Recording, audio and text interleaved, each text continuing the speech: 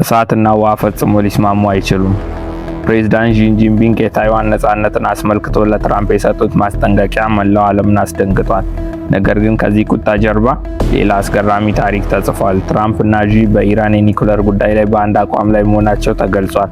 ትራምፕ ከቤጂንግ ታላቅ ድል ይዘው መውጣታቸውን እየተናገሩ ሲሆን፣ ቻይና ከአላስካ በቢሊዮን የሚቆጠር የነዳጅና የግብርና ምርት ለመግዛት ተስማምታለች። ይህ ማለት የሆርሙዝ ሰርጥ ቢዘጋ እንኳን ቻይና አትራብም፣ አሜሪካም አትከስርም እንደማለት ነው። ትራምፕ የኢራን የኒኩለር ቴክኖሎጂን ለማስቆም በታይዋን ጉዳይ ላይ ለቻይና አቻቸው የሰጡት ሚስጥራዊ ቃል ይኖር ይሆን? መረጃውን አብረን የምናየው ይሆናል።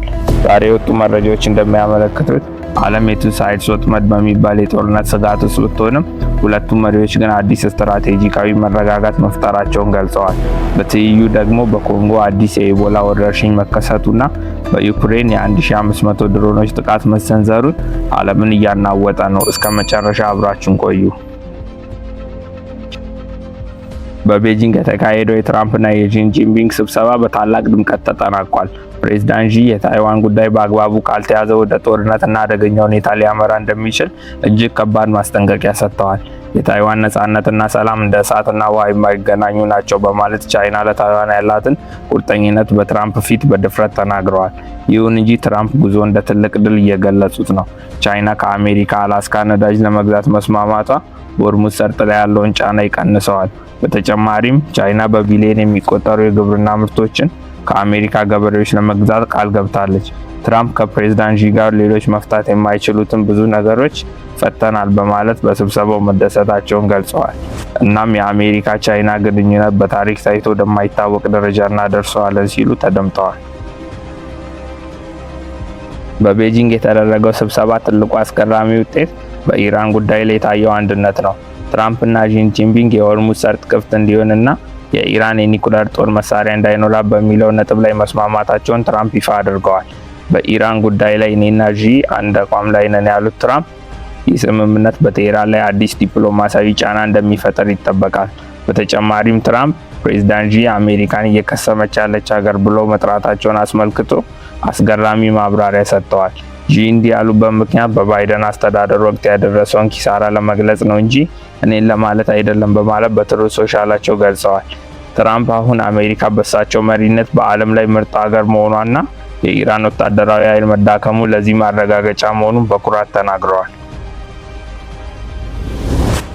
ውድ ተመልካቾቻችን ዓለም በጦርነት አፋፍ ላይ ባለችበት በዚህ አደገኛ ሰዓት ትክክለኛ መረጃ ለማግኘት አሁኑኑ ሰብስክራይብ በማድረግና የደውል ምልክቱን በመጫን ራስዎን ለፈጣንና ተአማኒ መረጃዎች ቅርብ ያድርጉ። ቻይና በበኩሏ በኢራን ላይ ያላት አቋም በዝርዝር አስቀምጣለች።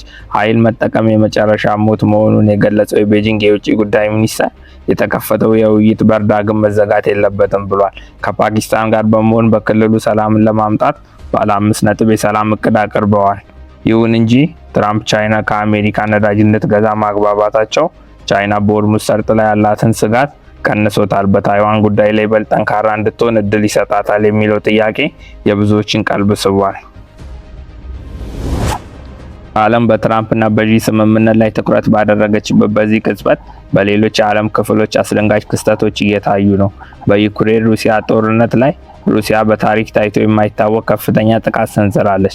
ባለፉት 2 ቀናት ውስጥ ብቻ ከ1500 በላይ ድሮኖች እና ሚሳኤሎችን በዋና ከተማዋ ኪየቭ እና በሌሎች ከተሞች ላይ ሰንዝረዋል። ይህ ጥቃት ቢያንስ የ27 ንጹሃን ዜጎችን ሕይወት የቀጠፈ ሲሆን በአገሪቱ መሰረተ ልማት ላይ ክፉኛ ጉዳት አድርሷል። በሌላ በኩል በአፍሪካ እምብርት በዲሞክራቲክ ሪፐብሊክ ኮንጎ አደገኛ የኢቦላ ወረርሽኝ ዳግም መቀስቀሱን የአፍሪካ በሽታዎች መቆጣጠርና መከላከያ ሚኒስቴር ገልጿል። በአሁኑ ሰዓት በኢቱሪ ግዛት በደርዘን የሚቆጠሩ ሰዎች በበሽታው መያዛቸውና ሕይወታቸው ማለፉ ተሰምቷል። አካባቢው ቀድሞውኑ በጦርነት የተጎዳ መሆኑ ወረርሽኙን ለመቆጣጠር ዓለም አቀፍ ርብርብ እንዲደረግ ጥሪ ቀርቧል። በተጨማሪም በአንድ የቱሪስት መርከብ ላይ የተከሰተው የአንታ ቫይረስ ስርጭት ለ11 ሰዎች መታመምና ለ3 ሰዎች ሞት ምክንያት ሆኗል። እንደነዚህ አይነት ፈጣን መረጃዎች በየቀኑ እንዲደርሱ አሁኑን ሰብስክራይብ ያድርጉ። ትራምፕ ከቤጂንግ የተመለሱት በታላቅ ኩራት ነው። በኢኮኖሚው ዘርፍ ቻይና በአላስካ ነዳጅና በግብርና ምርቶች ላይ እንድትገዛ ማግባባታቸው ለሳቸው ታሪካዊ ድል ነው። ነገር ግን ትልቁ ጥያቄ ቻይና በኢራን የኒኩለር ጉዳይ ላይ ከአሜሪካ ጋር ለመቆም ቃል የገባችው ትራምፕ በታይዋን ጉዳይ ላይ እጅ እንዲሰጡ ለማስገደድ ይሆን? ሺ የታይዋን ጉዳይ እሳትና ውሃ ነው ማለታቸው ለወደፊት ታላቅ ግጭት መዘጋጀታቸውን ያሳያል። ትራምፕ ግን ሁሉንም ችግሮች ፈተናል ብለዋል። ሰላሙ ዘላቂ ይሆን ወይስ ይህ ስምምነት ዓለምን ለከፋ ጦርነት የሚያዘጋጅ ጊዜያዊ እረፍት?